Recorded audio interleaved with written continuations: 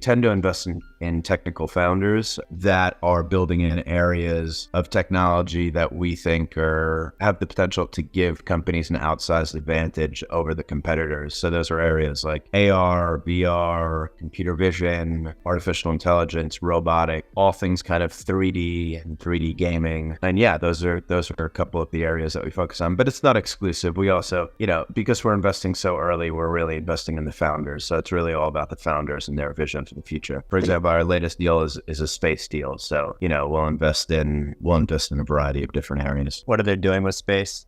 They are working on the data issue. So essentially how to get real-time video down from space to interested parties, be it satellite operators, be it other people who are just interested in the actual video. They're not launch, they're not satellites, they're actually kind of a space infrastructure play, you would say. So is that like a codec for space? They haven't developed their own codec that's specifically for space, but they have developed an end-to-end pipeline that's specific to all of the problems that go along with having cameras in space and transmitting that data down. So walk us through the example of that founder. What was their background? Why'd you pick that founder over somebody else? So that founder, this is the second company that he's founded. The first company that he founded was also in video transmission. And he created, I'm going to be a little bit cagey on the details here because it's not public, but he created another company that was just focused on the end-to-end pipeline for video on Earth. The company and their hardware essentially became synonymous with a specific area of video transmission. It's not Netflix. It's not a widely known kind of consumer product, but if you're in video transmission, there's a decent chance that you would know this company that he created. So, highly specialized in video transmission and familiar with the problems and really excited about tackling a whole new frontier, if you will, of video. Be it for robots, be it for surveillance, all of these people who are operating in space, getting real-time data down is really challenging.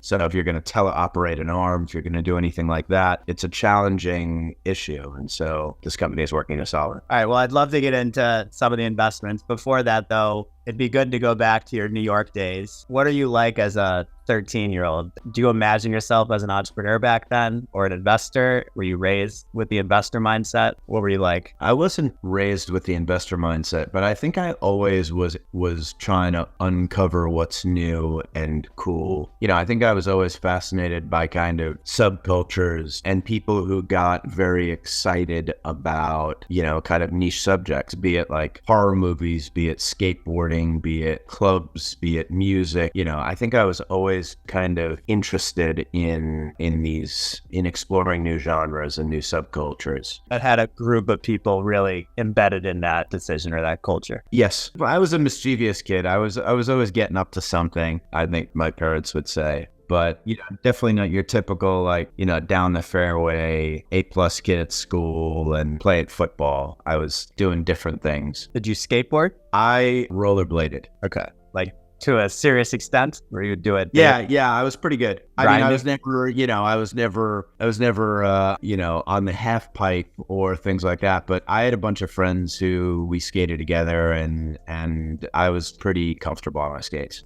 Okay, so you're getting into some trouble, but not too bad of trouble. And then you go to Maryland. And what is that experience like for you going to college? Were you studying something specific, or you just did it for the checkbox? I did it for the checkbox, and I studied for the checkbox too, kind of the checkbox that I thought my dad kind of wanted to see, which was just business. But truth be told, I actually where I always got my best grades was around the sciences. So biology, chemistry, things like that. That was always where my interest lied. And so I think if I was more of a free spirit and I cared less about what my dad thought, I probably would have gone that direction, something more sciencey. But I ended up studying international business and marketing. I double majored over there, got decent enough grades. I think Maryland for me was about making new friends and really getting a sense of community and friendship. I made a lot of friends that I still have today at the school. It's interesting what's the value of education? My dad didn't graduate, so he really wanted me to be the first man in our family to graduate. And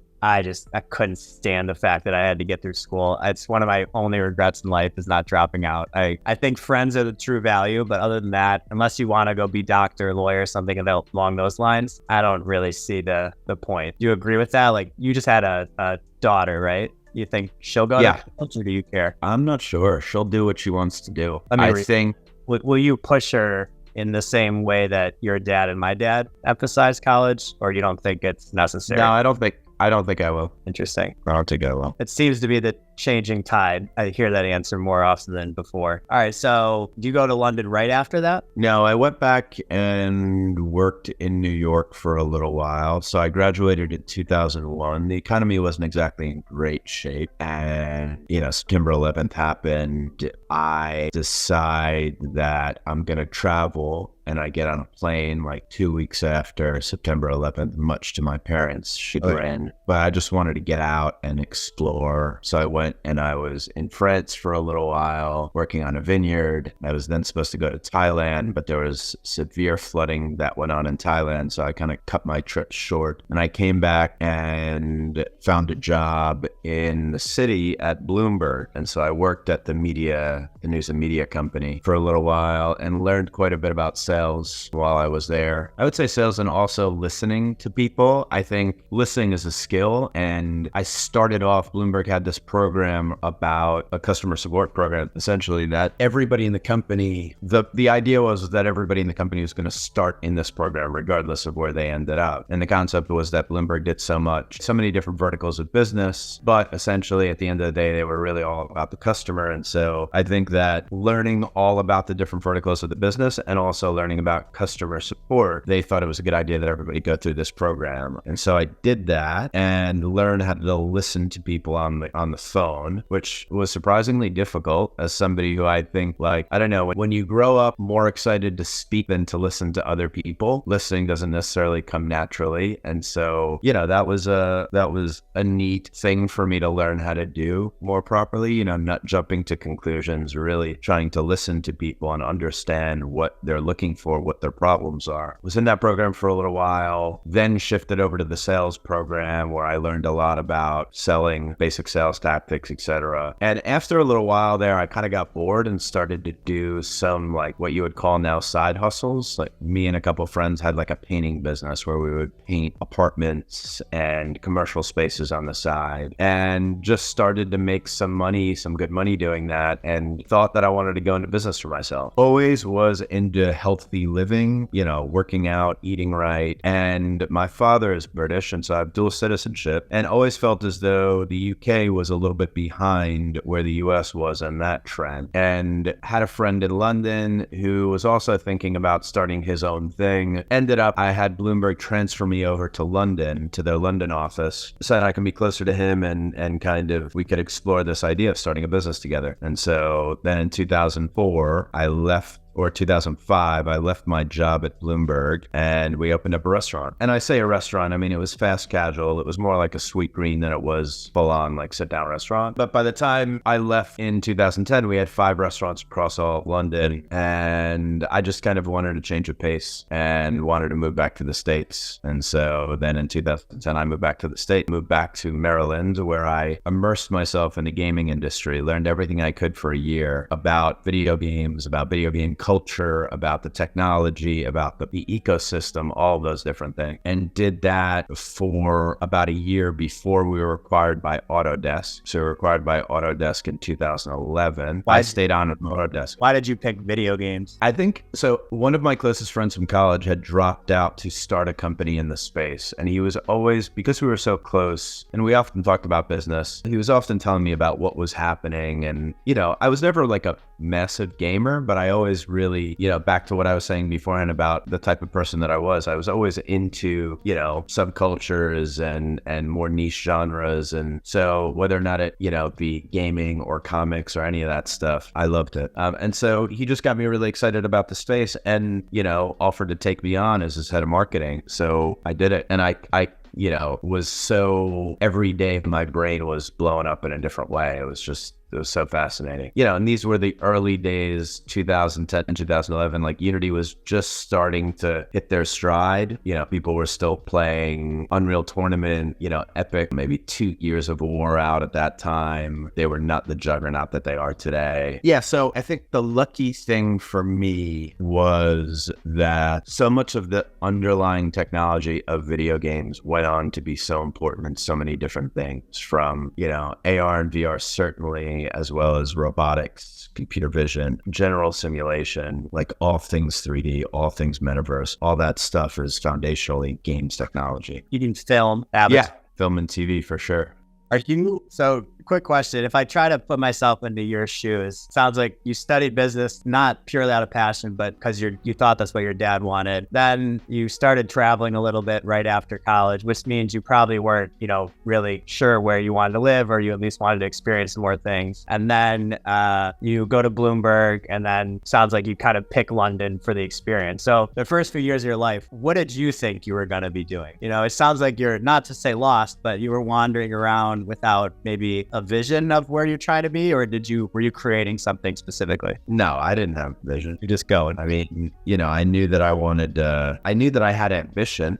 I knew that I wanted to do something with my life, but I didn't know what, and I didn't know what direction was gonna, you know, where I was gonna find success. Yeah, speaking out loud about my story, it's, you know, I think maybe there's some underlying tenets and there's some underlying characteristics of people who wind up being happy and having a successful career. I think it's difficult to identify a pattern. Like, there's so many different things that I did and that I tried, but I guess maybe that is the pattern, you know, is not being scared to try different things and experiment to see what you like. Because I hear there's really two paths for this answer. There's the path you're talking about, which is I didn't really have a clear end goal. I was just kind of moving from rock to rock until something lined up for me and I took advantage. And then there's the other path, which I have also heard, which is where somebody plans everything out. It feels like magical, and all of a sudden, you know, they achieve that level of success. I think I started my life very clear on what I was trying to become and in the timeline I wanted to do it. And then when it didn't happen, I said, okay, I need to go with the flow a little bit more, and kind of realize that a lot of success comes from just doing stuff well, and then it all, you know, you pick and choose from your past experiences. So you really took that route, it sounds like. All right, and so you're into gaming, at least from an industry perspective. You meet at Scaleform Brandon Urbe, or was he the guy that you had initially met in college before all that? Brendan is my college friend, co-founder of Oculus. Just so everybody understands. Yes. So Brendan, and I also knew Michael, who was also a co-founder of Scaleform and a co-founder of Oculus. And then I worked with Nate at Scaleform, who also became a co-founder of Oculus. And then we all ended up meeting Palmer for the first time together on a trip to LA to learn about what he was building. You went there that's post Kickstarter? That is pre-Kickstarter. Wow. So that is Brendan heard about a kid who was working on something super interesting and heard that John Carmack was very excited about it. And we were in LA for a different reason. Might have just been for fun. And just basically took Palmer out to dinner one night and learned a little bit more about what he was doing. And that was the start. That dinner changed your life probably more than anything early on, right? Yeah, I would say that dinner was I would say next to serendipitously calling up one of my best friends when he had a friend in the car,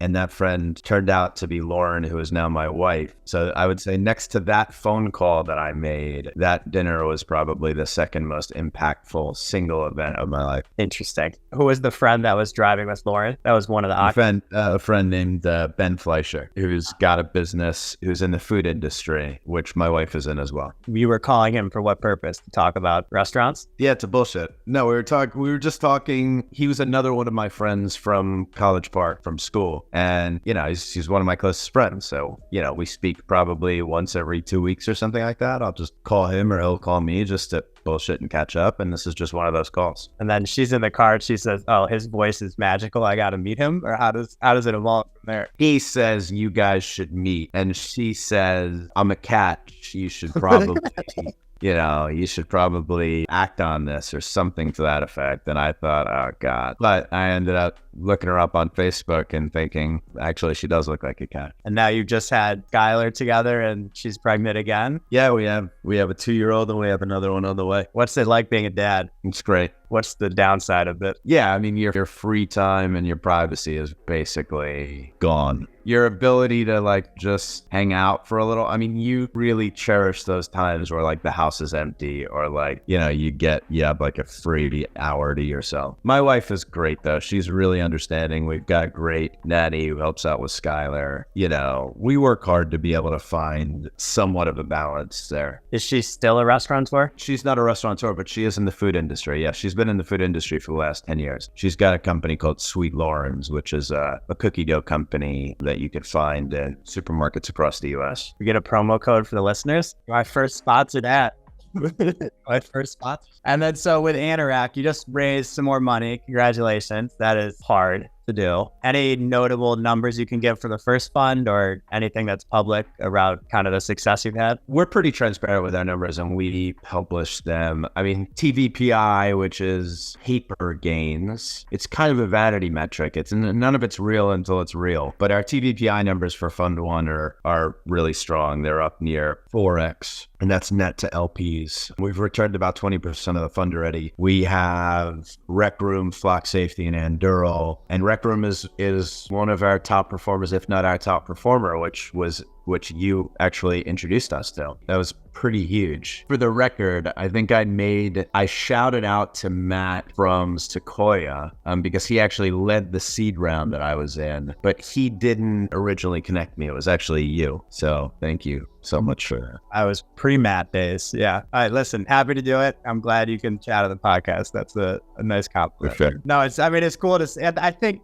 we got along really well early on when we met 7-8 years ago. I looked up to you. I still do. And it's cool to see that, now you have a fund that's working. You raised the second one, which is very hard to do. Probably even harder to return 20% of capital because although it's 4x on paper, getting that out is always, some sort of discounted math equation. And also now you have a kid, which you didn't have when I first met you. You're happily married. Like it's a good life. I'm happy to be friends for sure. For sure. Everything's going well. And how are things going with you? No complaints. I've met almost a full year. March 14th is my anniversary. So it's tough. It took me a while to get used to having a boss. I'm sure some of the executives in the Reality Labs division. They've turned over so freaking much that I barely know anybody there anymore. Yeah. It's weird because, in my opinion, it feels like Palmer should still be here just because of his visionary leadership, and like the guy built earliest headset that was some sort of mainstream success. So it would be really nice to have that leadership, in my opinion. Like someone that's been there the whole time from day one. And I don't think we really have that right now. So it's a weird position. All right. Well, so a few questions to end on. What podcast do you listen to? Or what do you do to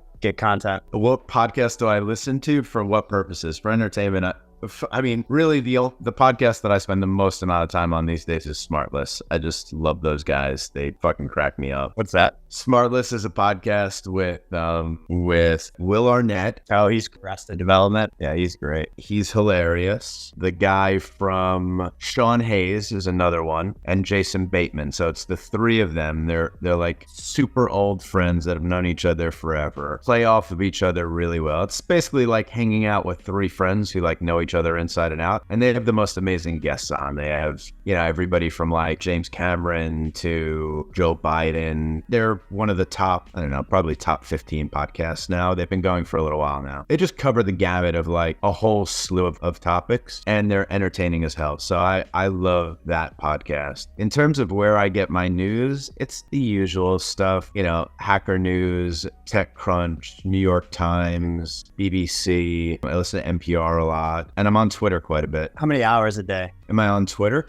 Yeah. Probably 30 minutes. Not that much. It's for news purposes, or you go on there and you meet people? I would say both. Yeah. I really overcommitted to LinkedIn. I didn't use Twitter for many years. I regret that. I missed a boat there. Never too late. Yeah. Well, maybe. Who knows? All right. Well, it's cool that you found an opportunity to where you can fuel scientists, right? Like that's really it's not what Anorak does, but in a lot of ways, people you're backing are that level of genius. And it's interesting to hear how early on in your life you were interested in niches. You probably would have studied something in the sciences, and now you're funding people that are like that and bringing them money that they might otherwise not have. It's fun. I mean, I pinch myself every day. I really do have a dream job. I get to meet with passionate founders day in and day out who are trying to build world changing companies. It's really very lucky. And the deal flow comes primarily from where? The friends that you had in college and things like that? It goes from all over the place. People at me on Twitter. People go through our website. I have a partner now, Amal, who's up in the Bay Area, and he's out there and he's got his own network. You know, he was MIT undergrad, MIT master's, Stanford MBA. So he's got a great network of people that he studied with and that he worked with. He was at Microsoft for a number of years as well. You know, you just got to get out there and just pound the pavement, really. Meet people, go to events, things like that. How long have you known Amal? I've known Amal